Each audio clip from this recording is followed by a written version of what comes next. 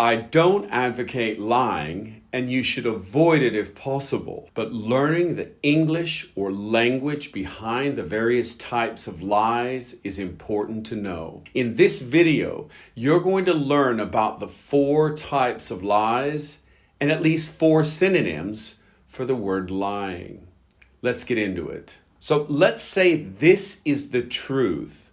I got home at 11 p.m. by taxi. A bald-faced lie is one that is said directly to you without remorse, without feeling bad about doing so. This is the strongest form of lying. You do it willingly and knowingly. Someone asks, "What time did you get home?" And you answer, 9 p.m. That's a bald-faced lie because you know you arrived at 11 p.m. A hedging lie is one where you avoid giving a direct answer by adding a qualifier such as, "I'm not sure." What time did you get home?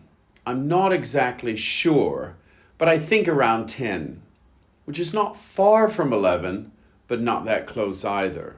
I think about 10, but I'm not sure. With this lie, you always have something to fall back on by using the phrase, "I'm not exactly sure," since few remember exactly or precisely when they returned home. Next is a general lie, as I've coined it. It's when you answer a question in general terms, avoiding the details and thus avoiding the truth. What time did you get home? You answer, "I didn't check the time, but not so late." Here, you don't provide an exact time and thus can't be accused of telling falsehoods. This one is convenient because "not so late" can be variously interpreted, and you avoid follow-up questions.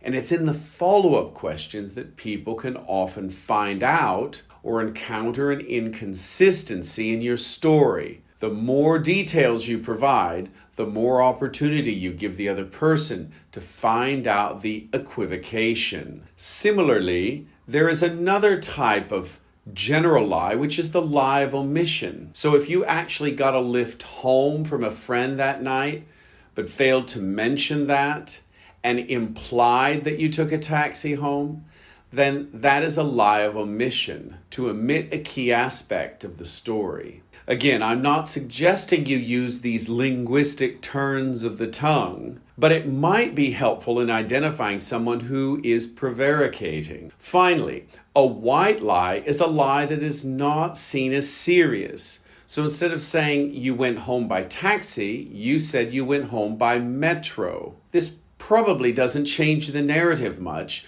nor the person's reaction to the news. But it's not the truth. What is your view of white lies? Are these allowed in relationships or amongst friends? Let me know in the comments. So we've learned a few categories of lies: bald-faced, hedging, general, and white. We've also learned a few synonyms for lying: spreading falsehoods, prevaricating, equivocating, and 2 that I haven't yet mentioned: telling an untruth, and the colloquial term to fib. Stop fibbing. If you liked this video, and be honest about it, then share this with your friends and be sure to subscribe to my account.